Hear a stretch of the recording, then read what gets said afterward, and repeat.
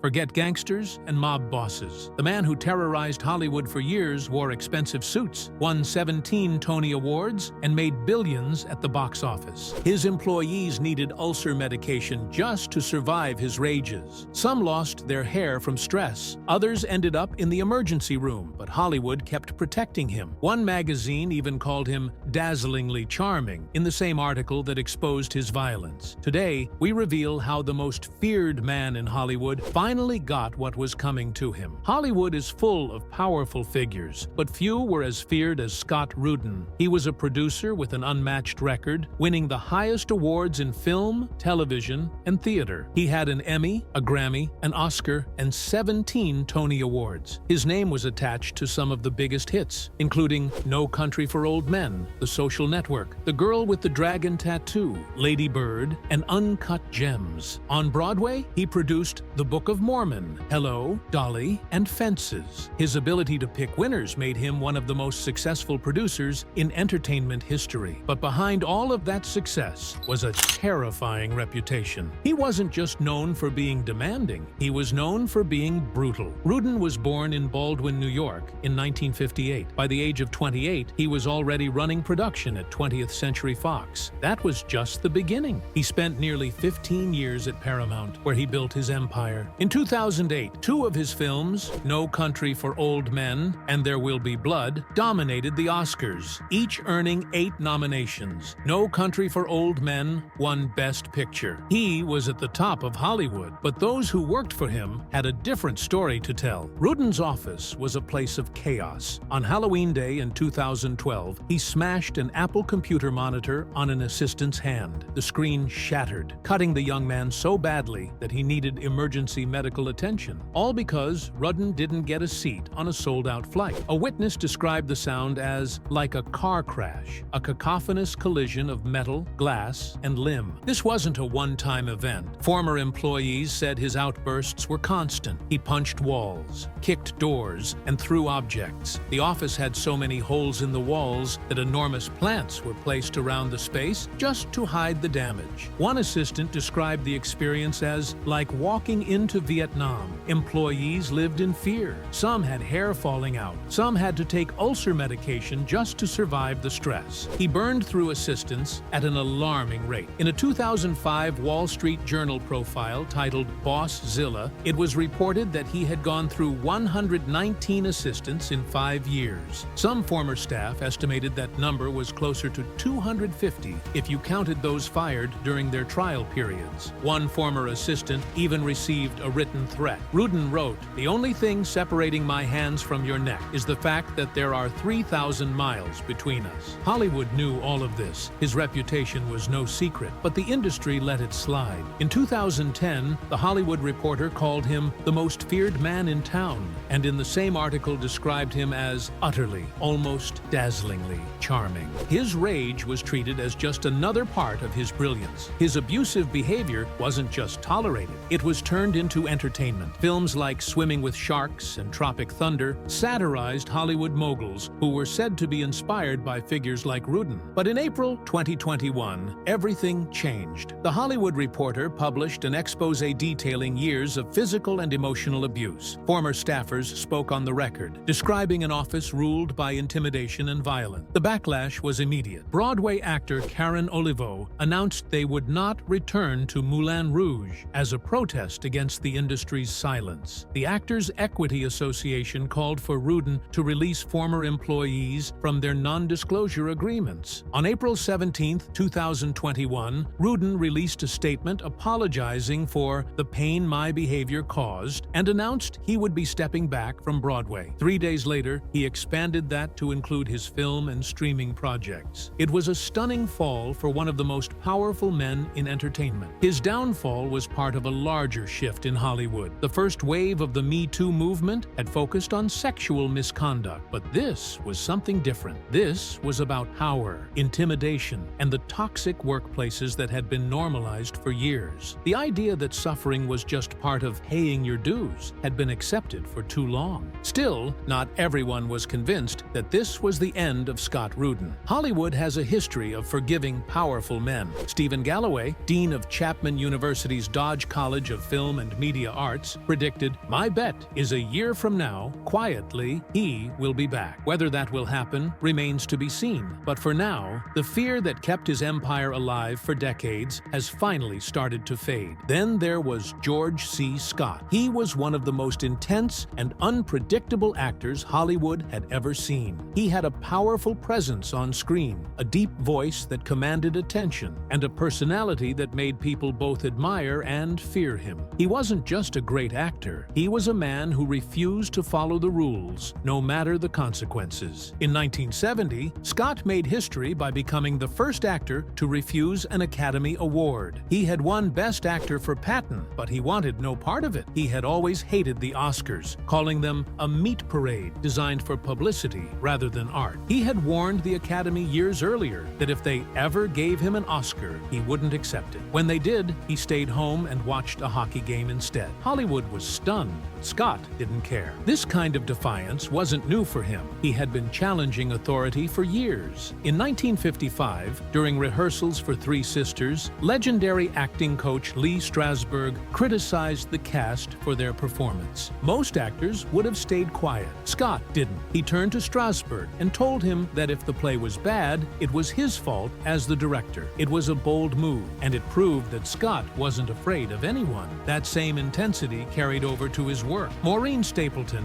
his co-star in Plaza Suite, once admitted she was scared of him. When she told director Mike Nichols about it, he simply said, "My dear, everyone is scared of George C. Scott." Julie Christie had a similar experience while working with him on Uncle Vanya. Even veteran actors found his energy overwhelming. Directors struggled with him too. Stanley Kubrick had a difficult time keeping him under control while filming Dr. Strangelove. Scott wanted to play his character, General Buck Turgidson, with restraint. Kubrick wanted something bigger. To get the performance he wanted, Kubrick tricked Scott by asking him to go over the top in rehearsals, promising that those takes wouldn't be used. Then he used them anyway. Scott was furious. The performance became one of his most famous, but he never forgave Kubrick for the deception. On another film, The Last Run, in 1971, Scott's clashes with director John Huston became so intense that Huston quit the project. Scott had a reputation for fighting with directors when he disagreed with their vision, and he never backed down, no matter how big their name was. His personal life was just as turbulent. He had a famously stormy relationship with actress Ava Gardner. Their fights were legendary. In one incident, Gardner claimed that Scott, in a drunken rage, threatened her with broken glass. His struggles with alcohol often made his temper even more unpredictable. Even on stage, his anger sometimes got the best of him. During a Broadway performance in the 1960s, he became so frustrated that he punched a mirror with full force. The glass shattered, cutting his hand badly. Instead of stopping the show, he put on a rubber glove and kept performing. He refused to let anything slow him down. Scott also took risks in his career. He invested time and money into reviving a community theater in Detroit. The project failed financially, but it showed his deep love for theater. He also made bold choices on screen. In Anatomy of a Murder, 1959, he barely spoke in key scenes, relying only on his presence to dominate the screen. In The Hustler, 1961, he gave such a powerful performance that he was nominated for an Oscar, but he turned it down. He believed that competition cheapened the craft of acting. His relationship with fame was complicated. He despised Hollywood's obsession with money and awards, but at the same time, he admitted that recognition felt good. That inner conflict fueled much of his unpredictable behavior. He won 2 Primetime Emmy Awards and was nominated for multiple Oscars, Golden Globes, and Tony Awards. But he never let those achievements define him. He cared about the work, not the industry. Scott had moments that proved just how much authority he carried. He wasn't afraid to challenge powerful figures like Strasberg or Kubrick. He rejected Hollywood traditions by refusing multiple Oscar nominations. He was known for getting into bar fights, walking away with a broken nose more than once. His voice, his posture, even the way he looked at people, it all made him one of the most intimidating figures in entertainment. Similarly, Lee Marvin was more than just an actor. He was a real-life tough guy. With his silver-white hair, deep voice, and an intense stare, he didn't need to pretend when he played violent men. He had lived through real battles long before he ever stepped in front of a camera. Hollywood had never seen anything anything like him. He was born in 1924 and grew up in New York. When World War II broke out, he joined the Marines at 18 and was sent to the Pacific. The battle for Saipan in 1944 was one of the bloodiest fights of the war. His unit was nearly wiped out. Marvin was shot in the buttocks and hit with shrapnel in his leg. He was one of the few survivors. The injuries earned him a Purple Heart, but the war left deeper scars. A psychiatrist who knew him later said Marvin had a lifelong fear of being trapped and helpless. Director John Boorman, who worked with him years later, said the war followed Marvin into every role, shaping the way he carried himself on and off screen. That real-world experience set him apart from other actors. Marvin didn't just play tough guys, he was one. His presence on screen had a raw intensity that audiences weren't used to. Film historian Dwayne Epstein put it simply, Marvin was the man who changed how violence looked in American movies. He wasn't a hero in the John Wayne mold, and he wasn't a slick anti-hero like Clint Eastwood. He was something different. His characters weren't flashy or exaggerated. They were cold, efficient, and dangerous in a way that felt disturbingly real. His big break came in 1953 with The Big Heat. In one scene, his character suddenly throws boiling coffee into Gloria Graham's face. He doesn't flinch. He doesn't even react. The cruelty in that moment was shocking. It made audiences uncomfortable because it felt real. That scene cemented his reputation as the Merchant of Menace. If Lee Marvin was in a film, things were going to get ugly. His performances changed action movies forever. Before Marvin, screen violence was often clean and stylized. He made it messy. He made it brutal. He showed audiences what violence actually looked like. His influence can be seen in everything from Dirty Harry to Reservoir Dogs. Off-screen, Marvin's reputation was just as intense. He drank heavily, and his behavior could be unpredictable. Some of the most famous stories about him come from the sets of his movies. In 1966, during the filming of The Professionals, Burt Lancaster got fed up with Marvin showing up drunk.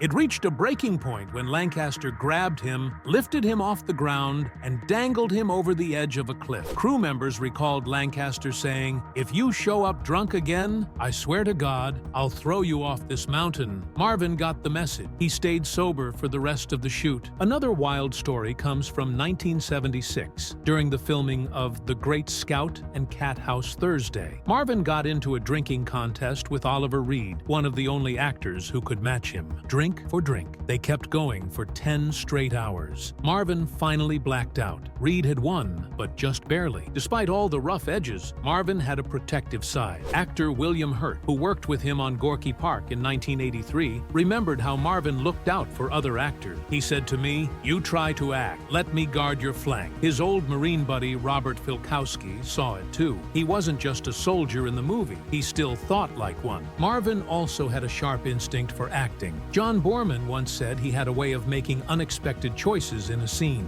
He didn't overthink things. He trusted his gut. Sometimes he would respond in ways no one saw coming, but it always worked. He didn't just act with his voice or his expressions. He used his whole body, adding layers to his characters without needing words. His personal life was just as dramatic as his movies. In 1976, he became the center of a landmark legal battle. After breaking up with Michelle Triola, his partner of 6 years, she sued him for financial support. She wanted half of everything he had earned during their time together. The case became known as palimony, a version of alimony for unmarried couples. The trial was a media sensation. In the end, Triola was awarded $104,000, but she didn't get the millions she had hoped for. The case set a legal precedent for future Hollywood breakups. Lee Marvin's impact on Hollywood is impossible to ignore. He changed how action heroes looked and acted. He made violence feel real. He didn't need to be conventionally handsome or charming to hold an audience. He had presence. One film historian put it best, "I look at the new action movies and wonder, where's our new Lee Marvin? The manly man. The bad guy turned good guy. The guy who's so ugly he's almost beautiful. The man you wouldn't mess with." Val Kilmer was one of the biggest stars of the 1990s. He had the looks, the talent, and a career filled with hits like Top Gun, The Doors, Heat, and Batman Forever. But behind the scenes, he was known for something else. Directors and co-stars called him difficult, unpredictable, and at times impossible to work with. His commitment to his roles was intense, sometimes pushing him into heated conflicts that damaged his reputation. By the mid-90s, Kilmer was at the peak of his career. His breakout as Iceman in Top Gun, 1986, made him a star, and his performance as Jim Morrison in The Doors, 1991, proved he was more than just a Hollywood heartthrob. He didn't just play characters, he became them. To prepare for The Doors, he spent a full year studying Morrison's life. He copied his voice, memorized every move, and even performed concerts in character. Critics praised his performance, but the same dedication that made him great also made him difficult. The first major clash happened on the set of Batman Forever, 1995. Director Joel Schumacher had been warned about Kilmer's behavior, but cast him anyway. The problems started almost immediately. Schumacher later called him childish and impossible, and said he was rude and inappropriate to the cast and crew. At one point, things got so bad that the two got into a physical altercation. After that, they didn't speak for 2 weeks. Schumacher later joked that those 2 weeks were bliss. When it came time for the sequel, the studio replaced Kilmer with George Clooney. If Batman Forever was bad, The Island of Dr. Moreau, 1996, was worse. The film's production was a disaster, and Kilmer was at the center of the chaos. Just 3 days into filming, the original director, Richard Stanley, was fired after constant clashes with Kilmer. John Frankenheimer stepped in as a replacement, but Kilmer refused to follow directions and constantly argued with him. At one point, Frankenheimer snapped and told reporters, "I will never climb Mount Everest, and I will never work with Val Kilmer again." Kilmer's intensity could be strange and unpredictable. On the set of Tombstone, 1993, where he played Doc Holliday, he took his method acting to the extreme.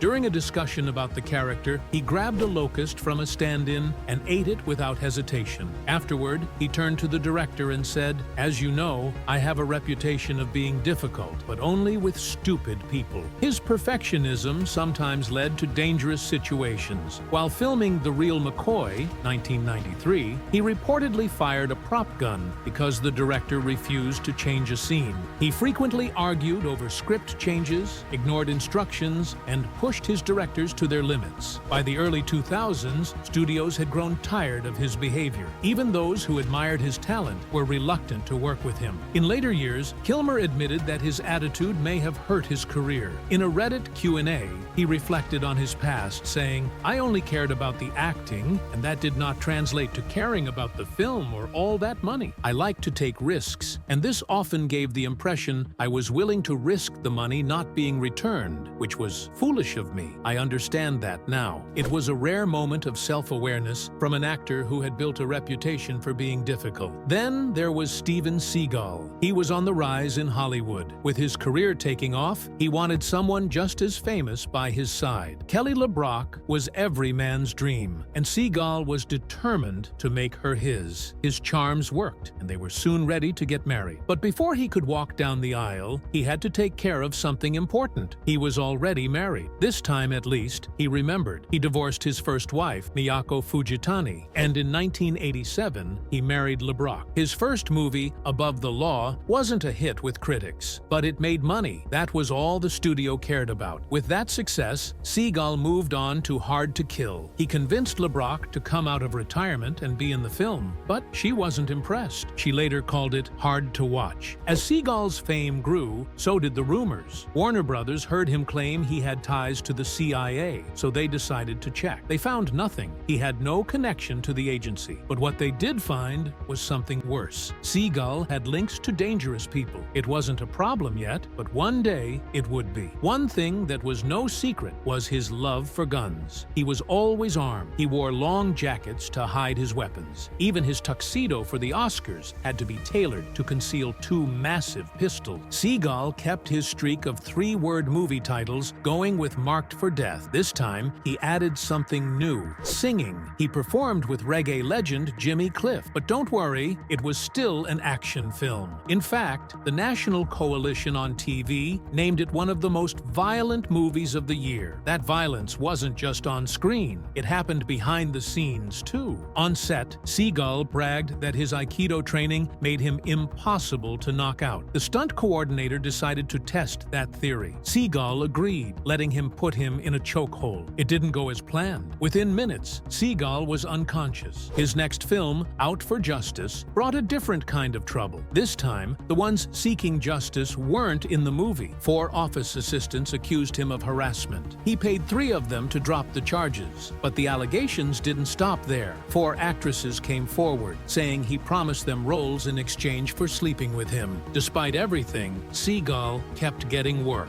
He even stepped away from action movies for something different. He wasn't about to do a comedy, but he did agree to host Saturday Night Live. It was a disaster. He had no sense of humor and treated the cast and writers terribly. After the episode aired, producer Lorne Michaels called him the worst host in the show's history. Tim Meadows and David Spade agreed. Seagal was never invited back. In 1992, he had his biggest hit with Under Siege. The film had a serious tone and a strong supporting cast. It even got 2 Academy Award nominations, though not for acting. Seagal was so committed to the film that he cut off his trademark ponytail. For once, critics liked a Seagal movie. He wanted that feeling again. Now, he had a new idea. He wanted to make a film about the environment. The result was On Deadly Ground, an eco-friendly action movie. Seagal wasn't just the star. He directed and produced it too, but critics hated it. Gene Siskel put it on his worst films of the year list.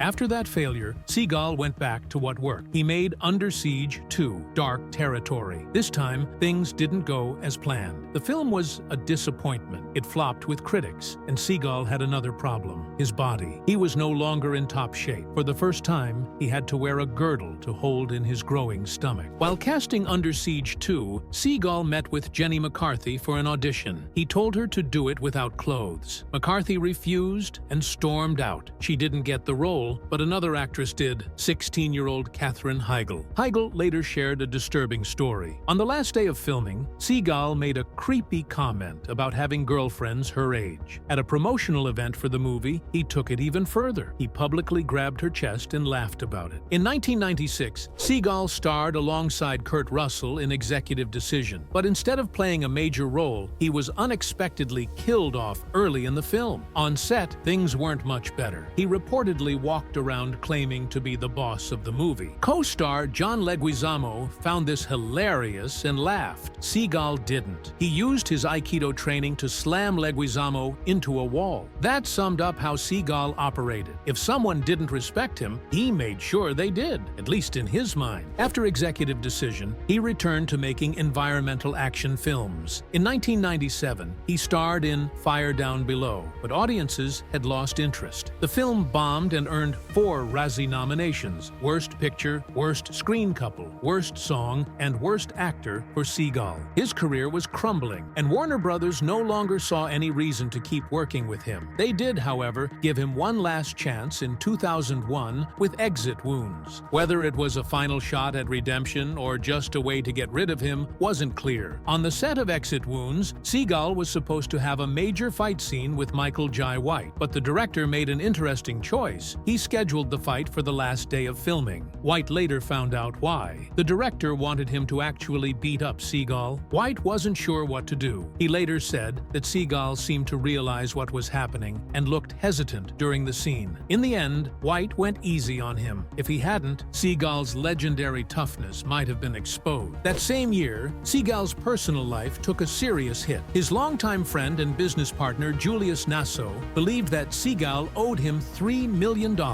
Instead of handling it in court, Nasso hired members of a crime family to pressure Seagal into paying. Suddenly, Seagal's life was starting to look like one of his movies. But instead of fighting off mobsters, he turned to the FBI. He testified against Nasso, who later pleaded guilty and received a short sentence along with a $75,000 fine. That wasn't the end of it. Nasso later sued Seagal for $60 million. The lawsuit was eventually dropped, and the two settled out of court. While his legal troubles made headlines, his movies were sinking into obscurity. By the early 2000s, Seagal had gone from a box office star to a straight-to-video actor. Films like Special Ops and The Perfect Weapon came and went without much notice. His physical appearance wasn't helping either. Warner Brothers had once insisted that he go on a diet, but instead of working out, he was caught sneaking cookies at the gym. His movie career was fading, but he found a way to stay in the spotlight. Back in the 1980s, he had been invited to teach martial arts to deputies at the Jefferson Parish Sheriff's Office office in Louisiana. The sheriff gave him an honorary rank. Decades later, Seagal turned that into a TV show. In 2009, A&E launched Steven Seagal, Lawman, a reality series following him as he played cop. But just as the show aired, disturbing accusations from his past started resurfacing. In 2017, actress Portia de Rossi tweeted about a casting couch encounter with Seagal. She claimed that during an audition, he wanted to test their chemistry by unzipping his leather pants. She ran out of the audition before things got worse. In 2018, another accusation came out. Regina Simons alleged that Seagal assaulted her in 1993 when she was 18. She had been invited to a rap party for On Deadly Ground, but when she arrived, she was alone with Seagal. She claimed that was when the worst happened. Juliana Margulies had a similar story. She was 23 when Seagal invited her to his hotel room to rehearse a scene. When she arrived, she realized two things. She was alone with him, and he was armed. She made an excuse and left. Later, when Harvey Weinstein tried something similar, she knew better than to say yes. Even Inside Edition reporter Lisa Guerrero had an encounter. Seagal invited her to audition at his Beverly Hills home. When she arrived, he was wearing nothing but a bathrobe. The audition itself was normal, but afterward, her manager told her that if she wanted the part, she would need to return for a private rehearsal. She refused. By this point, Hollywood had completely turned its back on Seagal, but there was still one person who wanted to work with him: Russian President Vladimir Putin. In 2016, Putin granted Seagal Russian citizenship. 2 years later, he made him an official representative between Russia and the U.S. When Russia invaded Ukraine in 2022, most Americans condemned the attack. Seagal didn't. Instead, he threw himself a birthday party in Moscow, surrounded by Putin's supporters.